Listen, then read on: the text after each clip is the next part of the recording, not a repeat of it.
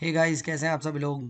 So guys, बहुत सारे students ने मुझसे बोला सर कि हमें नोट्स बनाने में बहुत दिक्कत होती है, शॉर्ट नोट्स एक्सेट्रा, या फिर सर एवर नोट में काम कैसे करें, इजी कैसे हो जाए लाइफ।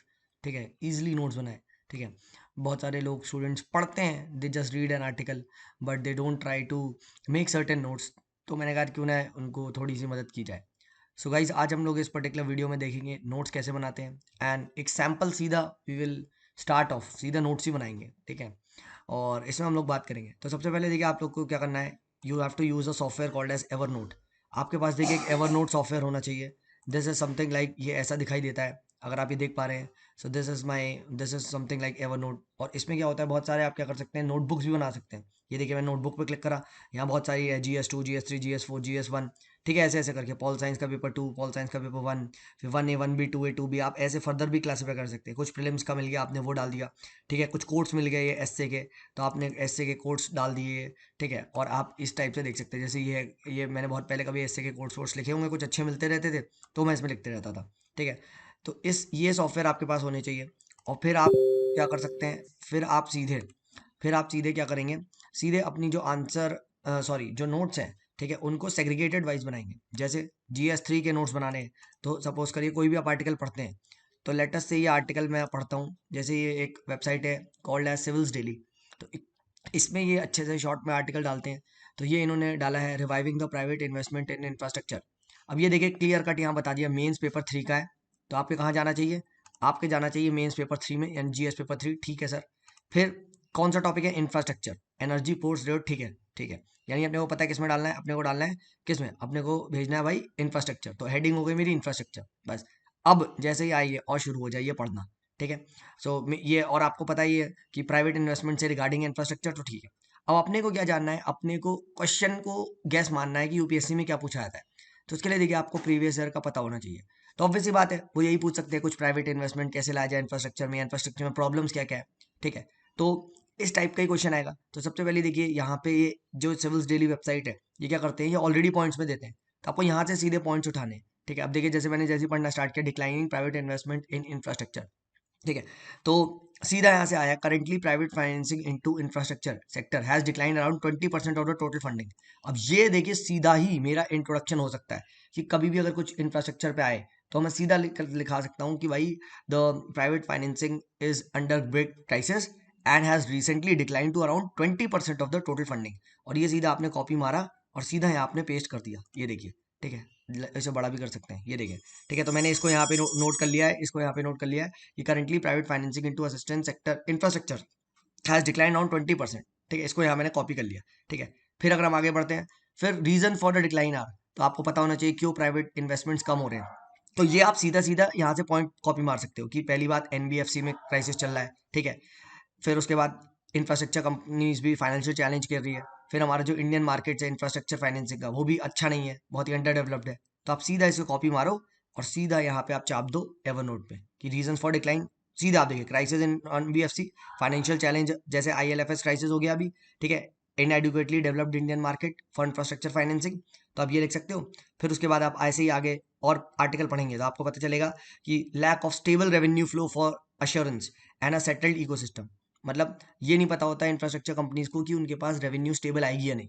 ठीक है, तो उसकी वजह से फ्लक्चुएट करती रहती है, कभी ज़्यादा कभी कम, कभी ज़्यादा कभी कम, इस टाइप की चीज़ें आएंगी। ठीक है, फिर उसके बाद देखिए, एक्शंस के बारे में बताया गया है। यहाँ पे अच्छा एक और अच्छा डेटा मिला है कि इकोनॉमिक सर्वे 2017-18 का बताता है कि कम से कम India's infrastructure financing at least needs 4.5 trillion by 2040। तो आपको ये डेटा भी पता होना चाहिए, ये डेटा आप यहाँ लिख लो कि भाई इकोनॉमिक सर्वे का गैस है। ठीक है, लगभग। अब 4.5 का आप यहाँ पे रफली गैस मार दो, 5 ट्रिलियन। कितना चाहिए, इंफ्रास्ट्रक्चर फाइनेंसिंग कम से कम 5 ट्रिलियन की होनी चाहिए 2040, if India needs to accelerate. ठीक है, if India needs to grow fast, if India needs to get develop. आगे आप कुछ भी कहानी लिख देना। ठीक है, फिर अब इसके लिए क्या कर सकते हैं, व्हाट कैन बी डन। तो अब देखिए, मैं एक चीज आप नोट्स करिए, मैं पूरा पूरा नहीं कॉपी मार रहा, मैं सिर्फ सेलेक्टिवली कर रहा हूँ। तो व्हाट कैन बी डन में, अब भाई किसने बोला है, विजय केलकर कमेटी ने बोला है। ठीक है, विजय केलकर कमेटी बनी थी 2015 में, ओवरहॉलिंग ऑफ द पीपीपी में। तो विजय केलकर कमेटी का आपने कर दिया। अब विजय केलकर कमेटी ने क्या बात करी है कि भाई आपको क्या करना पड़ेगा, इंस्टीट्यूशन एंड पॉलिसीज को रिफ्रेश करना पड़ेगा। ठीक है, एक stable, durable and empowering ecosystem create करना पड़ेगा फॉर प्राइवेट प्लेयर्स। ठीक है, हाँ है ना। और आगे आप जब पढ़ेंगे तो इसी को ही आप नेक्स्ट भी लिख सकते हैं, कि पॉलिसी स्टेबिलिटी करवानी पड़ेगी। कैसे? कि भाई आप ऐसा एक लॉ लेके आओ जिससे आपकी जो सरकार की पॉलिसीज है वो चेंज ना हो। ठीक है, ये कर सकते हैं। फिर आप क्या करोगे? फिर आप जो पीपीपी कॉन्ट्रैक्ट्स है उसमें बीच में मिड कोर्स करेक्शन हो कि कल को कुछ अनसर्टेनिटीज आ जाए, बाई चांस कोरोना कांड हो गया, एक और कोरोना वायरस कुछ आ गया, तो फिर क्या होगा? ठीक है, हाँ। फिर अनफोर्सिबल रिस्क मिनिमाइज होने चाहिए प्राइवेट सेक्टर के लिए। तो अनफोर्सेबल रिस्क को आप बोल्ड कर सकते हो, इसको आप हाईलाइट कर सकते हो। ठीक है, तो इस तरीके से आप देख रहे हो, इस तरीके से आप पूरे पूरे आर्टिकल का आप एक जिस्ट पढ़ के जो भी लाइन आपको लगे इंपॉर्टेंट उसको बस कॉपी पेस्ट कर दो। बट रिमेंबर, अब पूरा पूरा आर्टिकल नहीं करना कि ये पूरा आर्टिकल दिया हुआ है और आपने वो कर दिया। हाँ है ना? ठीक है। और फिर at the end of the day conclusions में आप सीधा ऐसे लिख सकते हो कि as we emerge out of this pandemic, a focus area for public policy has to be the creation of a modern day sustainable and resilient infrastructure। तो आप ये सीधा एज इट इज कॉपी करके उसमें कर सकते हो। हाँ है ना? ठीक है। या फिर आप ये भी लिख सकते हो कि in the need of this pandemic, designing a fresh approach and creating a stable policy environment that's provide comfort and incentives to private sector will be key to attaining the goal. तो अभी भी लिख सकते हो कि आत्मनिर्भर भारत का जो हमारा गोल है उसको अगर अटेन करना चाहते हैं तो भाई we need to create a stable policy environment that provides comfort and incentives to क्या? The private investors. तो आप सीधे इसको क्या कर सकते हो, यहाँ से कर दो कि क्रिएटिंग अ स्टेबल, और इसको आप सीधे यहाँ आओ और यहाँ सीधे, ठीक है, मुझे जैसे और पॉइंट्स भी लिखने हैं तो मैं थोड़ा सा और नीचे आऊँगा, कंक्लूजन लिखूंगा। ठीक है, और कंक्लूजन के बाद में कंट्रोल वी दबा दूंगा। ठीक है, अब देखिए, अब जो मेरा देखिए आप आर्टिकल देख रहे हैं ये मेरा आंसर फॉर्मेट में आ गया है सीधा। इफ इट इज आज तो मैं कंक्लूजन को थोड़ा सा बड़ा भी कर देता हूँ ताकि मेरे को जब मैं और रिवाइज करूँ बाद में तो सीधा मेरे का हो जाए। और फिर और मैं कलर भी चेंज कर देता हूँ, ब्लू कर देता हूँ। ठीक है, तो देखिए, और कंक्लूजन को मैं थोड़ा सा चाहे तो अंडरलाइन कर देता हूँ, ये देखिए, तो अब सीधा आ गया अटेनिंग दिस दिस गोल। और गोल क्या है आप यहाँ लिख दो, आत्म, ठीक है, आत्मनिर्भर, बस बस आत्मनिर्भर लिख दो, समझ जाएगा। आपको आपके नोट से ना पूरा मत लिखना आत्मनिर्भर अभियान। ठीक है, ऐसा नहीं है। ठीक है, आप सीधा लिख देना, ज्यादा है तो ANA, आत्मनिर्भर अभियान, समझ जाएंगे। तो creating a stable policy environment that provides comfort and incentives to private investors will be key to attaining the goal of Atmanirbhar Abhiyan. तो आप देख पा रहे हैं, इस तरीके से आपको क्या करना है, आपको एक कंप्रेस करना है पूरा का पूरा, आपको पूरा का पूरा कंप्रेस करना है द एंटायर आर्टिकल। ठीक है, जिससे कि आप क्या बोलते हैं, क्वेश्चन आंसर फॉर्मेट में अपने नोट्स बना सके।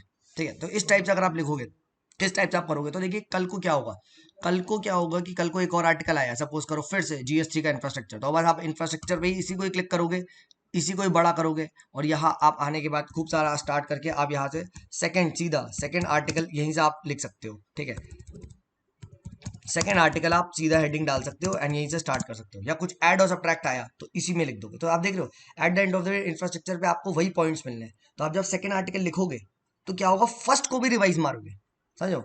अब जब सेकंड आर्टिकल लिखा, फर्स्ट को वही रिवाइज मान लो कि भाई विजय केलकर कमेटी ने एक बैलेंस 2015 में बनी थी, ओवरऑल ऑफ पीपीपी सिस्टम के लिए बनी थी। इसने क्या कहा कि सर इंस्टीट्यूशंस एंड पॉलिसीज को रिफ्रेश करो।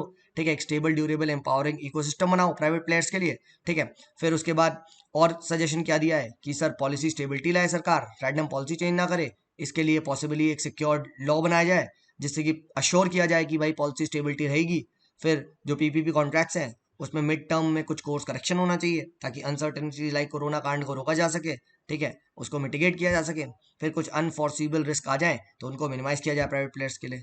इस तरीके से आप कर सकते हो। और भी चीज़ अभी अभी पूरा नहीं हुआ है ये। ठीक है, अगर आप और अभी ये पढ़ेंगे तो जैसे ये करना चाहिए, the government should try to avoid minimize risk to themselves by passing uncertain elements in a project like land acquisition risk. तो आप ये लिख सकते हो, बस सिर्फ लैंड एक्विजिशन रिस्क को मिनिमाइज करना चाहिए। ठीक है, तो लैंड एक्विजिशन रिस्क को आप ये कर सकते हो कि भाई यहाँ पे सीधे इसी, एक सेकेंड, जस्ट अ सेकेंड। ठीक है, ठीक है, हाँ, यहीं पे आप क्या कर सकते हो, यहीं पे आप लिख दो लैंड एक्विजिशन रिस्क। तो ये लो, और इसी का एग्जाम्पल लिख दो। एक्चुअली ये फर्स्ट का एग्जाम्पल हो सकता है।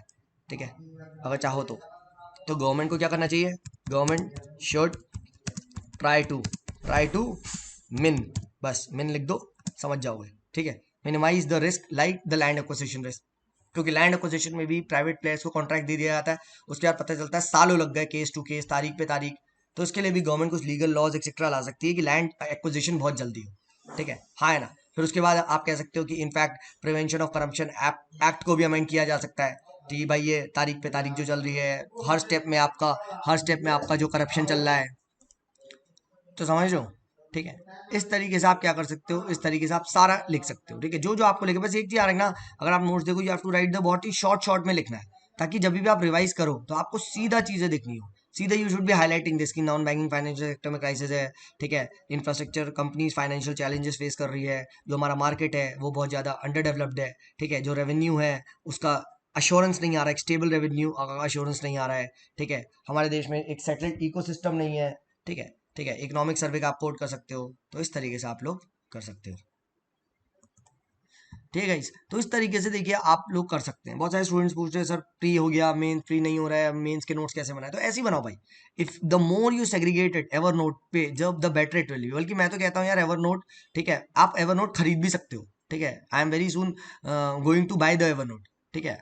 क्योंकि इसमें क्या हो जाता है, इसमें इसमें इसमें कुछ लिमिटेड फीचर्स होते हैं जो और अवेलेबल हो जाते हैं, तो आप कुछ भी पढ़ सकते हो, ठीक है। जैसे अगर आपको डिस्क्रिपेंसीज इन पावर सेक्टर देखिए, कभी आर्टिकल आया होगा वे बैक इन जुलाई 18 2009 में, ठीक है, तो उसमें कुछ आप ऐड कर सकते हो, इसमें मैंने कुछ करा नहीं है, ठीक है। ये कभी मैंने फार्मा इंडस्ट्रीज पे कुछ बताया था, ठीक है, तो इस टाइप से बनाया जा सकता है कि फार्मा इंडस्ट्रीज पे क्या है। And with times to come हम क्या कर सकते हो, इसमें एडिट भी कर सकते हो। जैसे आपको बहुत बड़ा लिख रहा है, ठीक है, तो आप हटा दो, ठीक है, हाँ है ना, आप हटा दो, समझो। इसीलिए सिमिलरली कभी ये 2018 में देखिए इन्वायरमेंटल इम्पैक्ट असेसमेंट पे आया था। अब ये ईआईए तो एक बहुत ही वो टॉपिक है, समझो। और आप सीधे सीधे देखो, अगर आप हेडिंग भी रिवाइज करते हो, जैसे अगर आप देखो इश्यूज रिलेटेड टू ईआईए क्या क्या है, ठीक है, लैक ऑफ सिस्टमेटिक असेसमेंट नहीं है हमारे देश में, ठीक है। फिर देखिए उसके बाद सुप्रीम कोर्ट ने ऐसा प्रेजेंट प्रोसेस को क्रिटिसाइज किया है कि यहाँ पे बहुत ज़्यादा misleading and false information data दिया जा रहा है।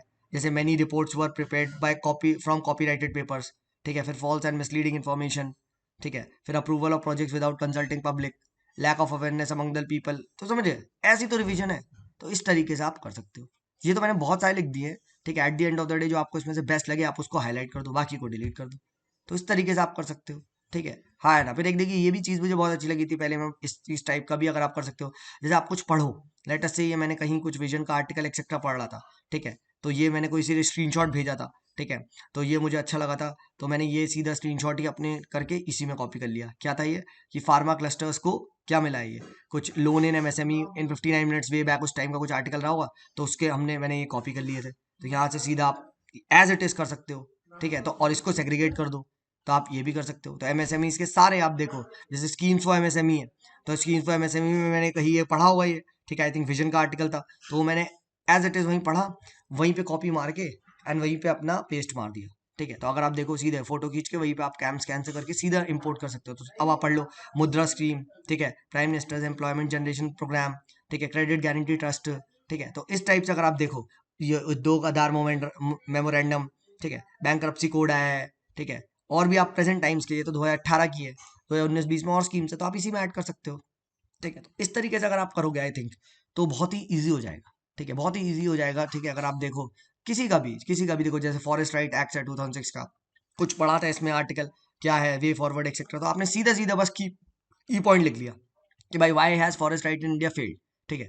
अब तो रिकग्नाइजेशन बहुत स्लो रेट पे हो रहा है, there is a lack of awareness, ठीक है। फिर उसके बाद 75/3 का रूल है कि rights only for those who have stayed for 3 generation, तो it is difficult to prove, समझो। फिर at the end of the day there is a big challenge कि डेवलपमेंट करिए, फॉरेस्ट राइट्स को प्रोटेक्ट करें, समझो। फिर उसके बाद ग्राम सभा जैसे इंस्टीट्यूशंस क्या हो रहे हैं, इसके पैरेलल बहुत सारे इंस्टीट्यूशंस क्रिएट कर दिए जा रहे हैं, ठीक है, हाँ है ना। जैसे डीएमएफ का एग्जांपल दे सकते हो आप। फिर there is always a lack of political will, ठीक है। फिर वे फॉरवर्ड आपने सीधा लिख दिया कि ब्रॉडर पॉलिटिकल विल दो, गवर्नर ऑफिस को ज़्यादा स्ट्रेंथन करो अंडर 5th शेड्यूल, ठीक है, लोकल मोबिलाइजेशन कर दो सिविल सोसाइटी का, खत्म, समझो। तो एक चीज़ आप देख पा रहे हैं, जो नोट चाहिए, these are in question format. सीधा मैंने एक एग्जांपल दिया। अगर मैं होता फॉरेस्ट राइट एक्ट पे, इंट्रोडक्शन में इससे स्टार्ट करता कि recently the Dongria Kondh tribe didn't let bauxite extraction from Niyamgiri hills, ये फेलियर रीजन और ये उसके वे फॉरवर्ड, खत्म।